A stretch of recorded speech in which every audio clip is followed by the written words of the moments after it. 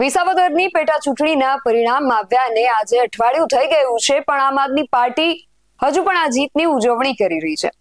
ગઈકાલે સુરતમાં આવા જ એક ઉજવણી કાર્યક્રમ દરમિયાન ગોપાલ ઇટાલિયાએ મંચ પરથી CR પાટીલને ચેલેન્જ આપી દીધી છે. શું છે સમગ્ર વિગત જાણીએ અહેવાલમાં. જય હિન્દ. BSI TV ન્યૂઝ પર આપની સાથે હું છું નિધિ ગઢવી. તાજેતરમાં યોજાયેલ પેટા ચૂંટણી હતી તો વિસાવદર અને કડી બેઠક માટે પણ તેના પ્રચાર સમયે ભારતીય જનતા પાર્ટી દ્વારા સુરતમાં પણ તેનો પ્રચાર કાર્યક્રમ ગોઠવવામાં આવ્યો હતો, કારણ કે વિસાવદરના ઘણા એવા વતની છે જે હાલ સુરતમાં વસે છે, એટલે એ લોકો સાથે વાતચીત કરવા માટે ત્યાં પણ કાર્યક્રમો યોજાયા હતા. જ્યારે આમ આદમી પાર્ટી હવે જીત બાદ સુરત પહોંચી છે અને ત્યાં પોતાની જીતની ઉજવણીના કાર્યક્રમ દરમિયાન ગોપાલ ઇટાલિયાએ ભાજપ અને ખાસ CR પાટીલ પર ખૂબ આકરા પ્રહારો કર્યા હતા. આમ તો ગોપાલ ઇટાલિયા આક્રમક ભાષણો માટે જ જાણીતા છે અને આ વખતે પણ રાજનેતા ગોપાલ ઇટાલિયા ડાયરાના કલાકારની જેમ ડાયલોગ મારતા દેખાયા હતા. તેમણે જાહેર મંચ પરથી CR પાટીલને એક ચેલેન્જ આપી છે. તેમના અંદાજમાં તેમણે શું કહ્યું સાંભળીએ. કેટલાય વર્ષોથી આપણે વાટ જોતા હતા કે ક્યારે થશે, કેમ થશે, કોણ કરશે. ગુજરાતની જનતાએ ઘણા અખતરા કર્યા પણ ફેલ ગયા અને હરેરી ગયા હતા. ખાલી ભાજપથી નહોતા થાક્યા, સામે જેમાં જેમાં અખતરા કરતા ને એનામાંય થાક્યા હતા. ભાજપને તો ગુજરાત હરાવવા માંગતું હતું. અનેક એવા નેતાઓ આવ્યા, આમ તાકાતથી આમ કરીને ઉભા રહ્યા. ગામને એમ થયું આ હશે. જેવો દાવ લગાવ્યો તો ઘોડો પાણીમાં. કેટલાય એવા પાણીમાં બેહી ગયા જે ગુજરાતની જનતાને આંબા આંબલી બતાવતા હતા. ક્રાંતિ કરી નાખું, ભગતસિંહનો ચેલો શું, છેલી શું ને એવું કરતા. કયા ગોડાઉનમાં ભાજપે પૂર્યા કોઈને ખબર નથી.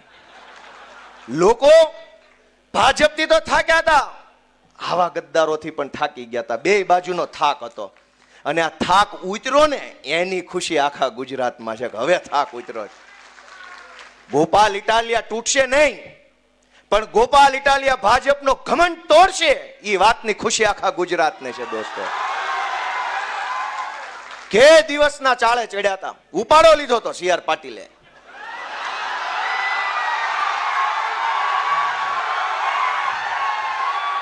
CR પાટીલે ગુજરાત આખામાં ઉપાડો લીધો કે ધારું એને તોડું, ધારું એને પક્ષ પલટો કરાવું, ધારું એને જેલમાં પૂરું. દોસ્તો CR પાટીલે ઉપાડો લીધો. અહીંથી ધારાસભ્ય તોડું, અહીંથી તોડું, ન્યાથી તોડું, ઓલાને લઈ લઉં, આને લઈ લઉં, આને લઈ લઉં. ગોપાલ ઇટાલિયા સુરતની બજારમાં ઉભો રહીને ચેલેન્જ મારે છે કે CR પાટીલમાં દમ હોય તો હવે પછી ગુજરાતનો એક કઈ ધારાસભ્ય તોડીને ખાલી ચૂંટણી કરી બતાવે. હું જોઉં છું કોણ છે CR પાટીલ. હવે પક્ષ પલટો કરાવે અને ચૂંટણી લાવે, પેટા ચૂંટણી ગુજરાતની ગમે સીટ ઉપર. CR પાટીલ સામે મોરે મોરો નો મારી દઉં તો દોસ્તો સામો ના મળે. દોસ્તો ગુંડાગીર્દીની હદ વટાવી પાટીલના કાળમાં. દોસ્તો રાજનીતિને ખાડે લઈ જવાનું, તળિયે લઈ જવાનું કામ આ સુરતની ટોળકીએ કર્યું. દોસ્તો મને એ વાતનું એટલું બધું દુઃખ છે એ વાતનું કે આમ ન હોય. આ ગુજરાત સરદાર પટેલ, મહાત્મા ગાંધી જેવા પુરુષોનું ગુજરાત છે, જેણે આખી દુનિયાને દિશા બતાવી. ગાંધીજીએ સત્યાગ્રહનો, અહિંસાનો, લોકશાહીની લડત લડવાનો રસ્તો આખી દુનિયાને બતાવ્યો. એ ગાંધી આપણા ગુજરાતના.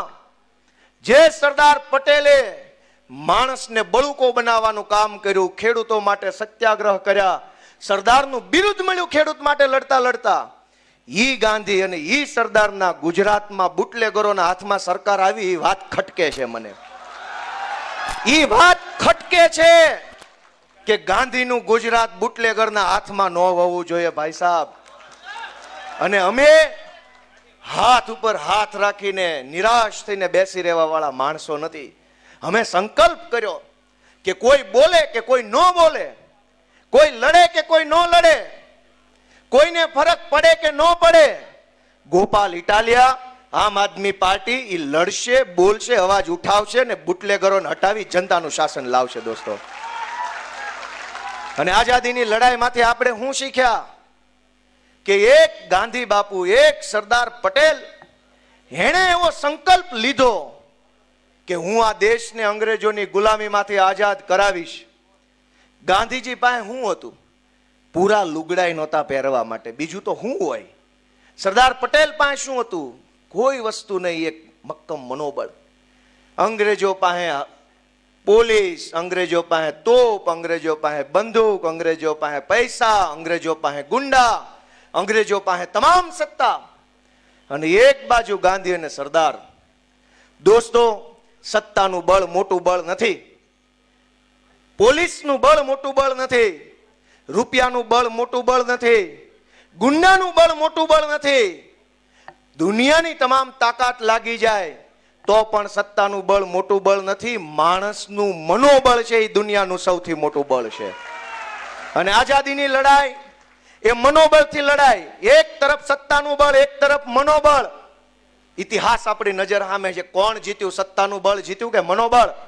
ગોપાલ ઇટાલિયા CR પાટીલ પર વરસ્યા હતા અને કહ્યું કે હવે કોઈ પણ ચૂંટણી કે પેટા ચૂંટણીમાં CR પાટીલ કોઈ પણ ધારાસભ્યને તોડી બતાવે. ગોપાલ ઇટાલિયા શરૂઆતથી જ આવા આકરા ભાષણો કરતા આવ્યા છે અને હવે લોકો એ રાહ જોઈને બેઠા છે કે જાહેર સભા ગજાવતા ગોપાલ ઇટાલિયા વિધાનસભામાં શું કરશે. આ વિશે તમારું શું માનવું છે અમને કમેન્ટ કરીને ચોક્કસથી જણાવજો. આવા જ વધુ અહેવાલો સાથે મળતા રહીશું. તમે મારી YouTube ચેનલને સબસ્ક્રાઇબ કરવાનું અને અમને Facebook અને Instagram પર ફોલો કરવાનું ભૂલશો નહીં. બાકી અવનવી અપડેટ્સ માટે આપ જોતા રહો BSI TV ન્યૂઝ. નમસ્કાર.